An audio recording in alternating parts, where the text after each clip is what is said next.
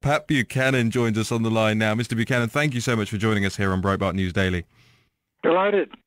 I have to say it's a great honor for me as well. I'm 30 years old, Mr. Buchanan. I grew up, imbibing of your work and your books and your philosophy, and it's an absolute pleasure. We're great fans here.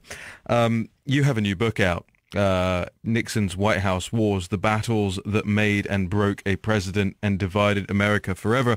I suppose you couldn't have asked for a better thing to happen for book publicity at this point in time than the establishment media raving on about how Nixonian the firing of Director James Comey from the FBI is or was a few days ago. So I suppose the first question is obvious. Did we witness a redux of the Saturday Night Massacre the other day? Is this Watergate 2017? Not quite. I was in the Oval Office, frankly, with the President of the United States back in October of 1973, and he and I talked about it, and I had urged him to fire Elliot Richardson because he had to do it.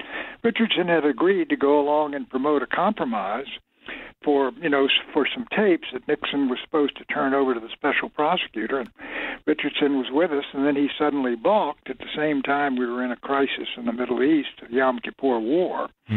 And so Nixon had no choice. He couldn't have Brezhnev see a cabinet officer defying him when Brezhnev was studying Nixon to see what he would do if Russia intervened in the Middle East. So I told the president he had no choice but to fire Elliot Richardson, which he did, but that was a major event. And it was deep into Watergate. He fired Richardson and Bill Ruckels's house, and also the independent counsel. And then we shut down the independent counsel's office, the special prosecutor's office. And we were so deep into Watergate, I told friends that night at dinner that there'll be resolutions of impeachment in the House the next Tuesday.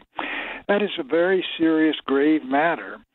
But what the President Trump did is simply fire a subordinate here who he was fed up with and getting more and more exasperated with, which he had every right to do. And people are treating it as though Truman had fired MacArthur.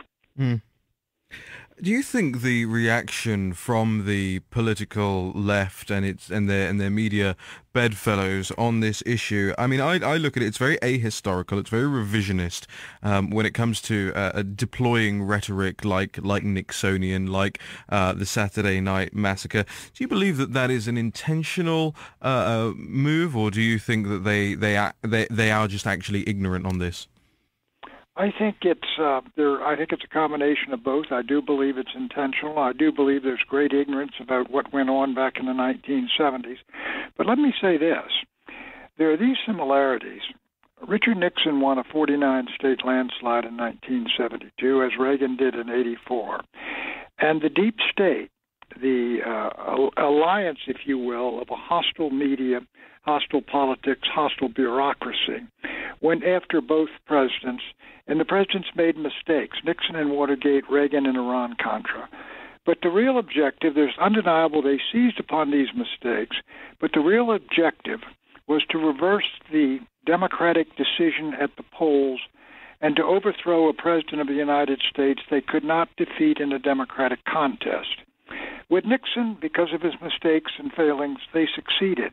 With Reagan, they came close, but they failed. But these same elements, same forces in our time right now, they're weeping and wailing over what happened to poor Comey.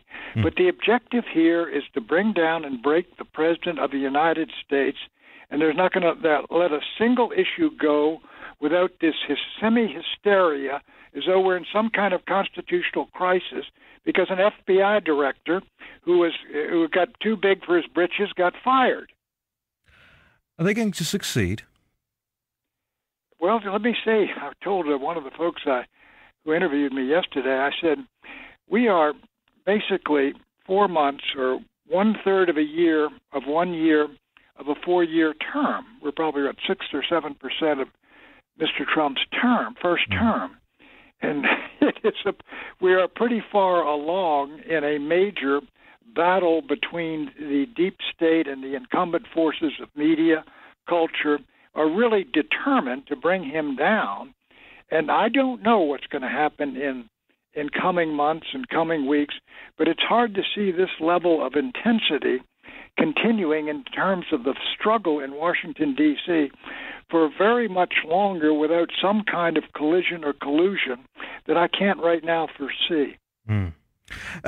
We're speaking with Pat Buchanan, author of the new book, Nixon's White House Wars, The Battles That Made and Broke a President and Divided America Forever. Mr. Buchanan, you ran for president effectively 3 times, and I would imagine that in doing so you would have given great thought to what the what the office meant for you and how you would have handled situations there. I'm sure you actually thought about that well before you ever ran as well, having been in close proximity and in the Oval Office.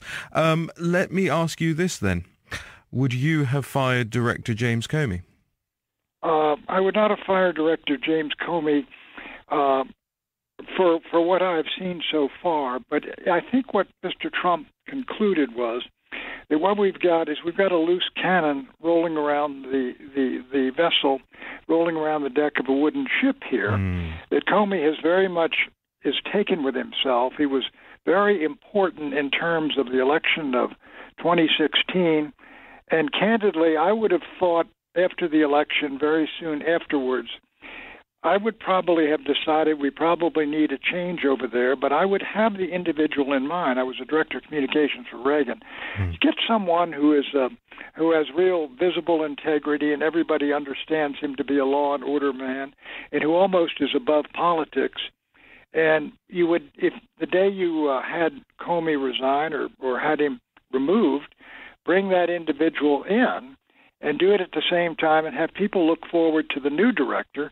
And I think in that sense, it would have been handled much better than the way it's been handled, where I do believe, Mr. Trump decided that Comey had to go and then asked the Justice Department to write up the bill of particulars in the indictment. I'd like to pivot just very quickly, not very much, just a small pivot, to the issue of the communications in the White House. You obviously served as the White House Director of Communications under President Reagan. You've been there, you've seen it, you've done it. We have a lot of phone calls on this show, and I have a lot of personal thoughts about the way the comms shape up in the Trump White House at the moment. What is your assessment from what you've seen so far of how they handle communications and how especially with all the new ways of communicating? Obviously President Trump likes Twitter and so on and so forth. How do you, at the moment, if you had to grade them, what grade would they get from Pat Buchanan? Well, let me say first, President Nixon was extraordinarily, I worked for him for all of his 5.5 years, extraordinarily disciplined in our communications, and I think very effective when someone who is uncharismatic like Nixon can turn a 43% into a huge landslide, 49 states.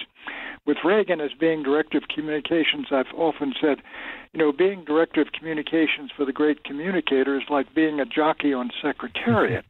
If you don't fall off in the Derby, you're going to win the Derby and the Preakness and the Belmont Stakes. Reagan was so effective, and I think that was very effective communication. I think one of the problems here, of course, is the President of the United States gets up in the morning and tweets, and his staff doesn't know what he's going to be saying or what they're going to have to be defending until they get to work. And I'm sure they have a much rougher time than I had either in the Nixon or Reagan White Houses, because it was a very orderly procedure. Chief of Staff Haldeman, then Don Regan over there. And so it's a very, very difficult job for them. And quite frankly, it's hard to give extremely high grades for the communications, but I'm not sure it's the fault of the staff over there. You have an individual like Donald Trump who's been himself an extraordinarily successful communicator and believes he's the best communicator in the West Wing, and he's probably right, but he has not run basically something like a large newspaper or something like that, where you get everybody in their proper slots to get the job done. It's fascinating stuff. Pat Buchanan, thank you so much for joining us here on Breitbart News Daily. Your new book, Nixon's White House Wars, The Battles That Made and Broke a President and Divided America Forever. I assume, is it all good bookstores? It's in all good bookstores and Amazon.com and other websites, I gather, and all that new media I don't understand. Thank you so much, Mr. Buchanan.